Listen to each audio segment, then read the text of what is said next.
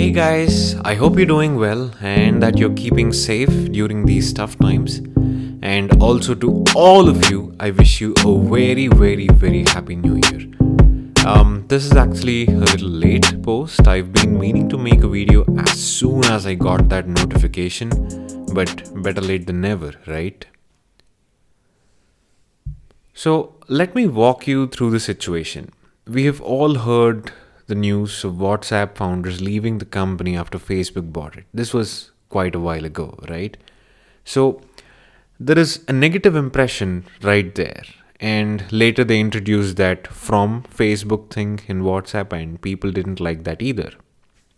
And even with Facebook, there is a lot of turbulence around it and its policies over the years, how they make money, and how most social media companies make money for that matter, right? And then there is the Netflix movie where they've shown us how they make models of us and how they make money out of it. Selling data and making money is a thing of the past. Collecting the data and baking a pie for the advertisers is what all these big giants are after. So, before we move further, I want to come clear that I have no connection to absolutely no firm here in reference, and I am in no way, what do you say, a guru in these matters. I'm just your average person using these services just like anybody else, and I'm just making some observations. That's all. So, alright. So, we got the notification, a New Year gift from Facebook, that we have to accept the agreement or otherwise we will not be able to use WhatsApp after February 8th. Well, if you think about it, any software that you use asks you to accept their terms. Even if you use an iPhone, you will have to accept their terms. Otherwise, you wouldn't be able to use it, right? And we have to agree to these terms when we install WhatsApp too. What is special this time? And I'm not going to lie. I didn't like it when WhatsApp included the badge from Facebook on their launch screen of their app. But nothing changed back then. It was still WhatsApp. But for the first time ever, WhatsApp is actually acting like a Facebook company. They say this is going to change how businesses can use Facebook hosted services to store and manage their WhatsApp chats, and how they partner with Facebook to offer integrations across Facebook company products. Now, that is some scary language. And there is a lot of buzz all over the media that WhatsApp is changing the service as we know it. Let me highlight some points that stuck out on their privacy policy. And yes, I went through it. I went through it completely. So, the things that they are collecting now, which matter most to most of the customers, are our display pictures, when and how frequently we are online, and the group names we are in, and the group's display picture. Apart from this, if you share your location with anyone, which is a frequent act of ours, right, then they collect that information as well. If we use their payments feature, then they collect details around the transaction.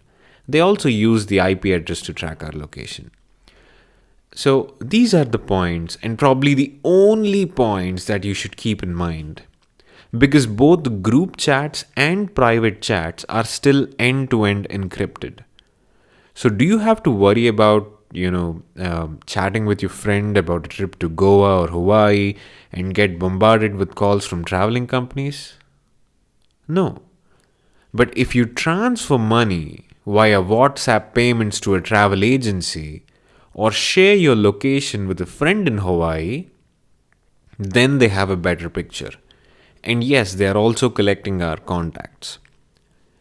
And later yesterday, after media, it entered into a roar, then these guys released some stuff saying that they don't share contacts with Facebook.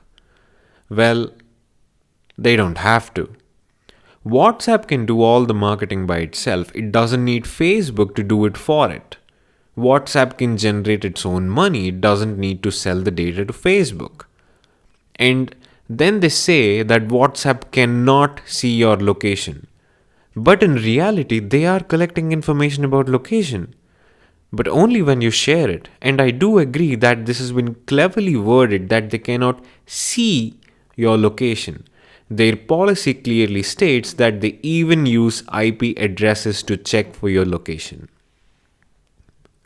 And finally, they assure us that the major integration of Facebook with WhatsApp is happening with business chats and they will differentiate them for us, otherwise, our messages are end to end encrypted. Now, this location, payment information, contact, this itself is enough for WhatsApp to make money. And they have also claimed that they are not going to be any third party banner ads on the messaging platform. So, now, is all of this invading one's privacy? I do not have a definitive answer. They are providing a service, it's their service, and our messages are still end to end encrypted. Are there better alternatives out there? Now, for this, I have a definitive answer. Yes, especially after Elon Musk tweeted about using Signal, which collects almost next to nothing. Moreover, another point to ponder that I've been thinking is, what if this is the first step for WhatsApp? The first of many steps to data collection. For now, our charts are encrypted. And then they are going to offer free cloud storage on Facebook. Then they get to read the text and then pay way for advertisements. Alright. So, the great thing about today is the ability to choose. Even further down the line, if WhatsApp does something that you don't want or you don't like, you still have the ability to choose. The ability to choose what we want. In just 1 week, there is so much buzz about Signal and Telegram and all this with no ads on WhatsApp.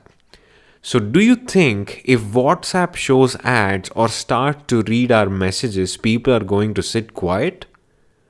We can switch to any platform at any moment.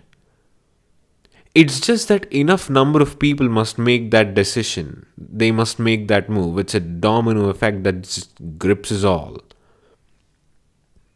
Signal became the number 1 downloaded app in the social media category on the App Store, displacing WhatsApp last week. So we have a choice, and we always will. So I would like to conclude with this. If you are a Facebook user, you wouldn't mind sharing your display picture and group icon or location with another service provider. You're already doing these things with Facebook. So the new policy of WhatsApp should not bother you. If you truly want total privacy, you can just stick to iMessage or Signal. They collect next to nothing. But my prediction is I'll just come back and watch this video a month or later on February 9th or 8th. My prediction is that, there are too many people on WhatsApp. Even if I want to make a move, I can have the younger folks do it. But there are so many folks, there are elderly people who just set in their ways, or, people in their 20s set in their ways. They don't want to move. And they don't want to have a new application. So that will tie us to using this application, and people at Facebook and people at WhatsApp, they know this. This is a bold step that they have taken, but not stupid enough to scare people away from their service. There are several memes out there, several people posting statuses that they're moving away from the platform, but it's only a waiting game to see what people are going to, if a lot of users move, then the scales will be tipped. I want to talk about internet politics, but that is for another video. And if you guys they think this video is worth it, then I'll give that video a try. I hope you found this informative. I am leaving the link to the privacy policy in the description below. Thank you so much for watching and have a lovely day ahead. Happy messaging. Peace.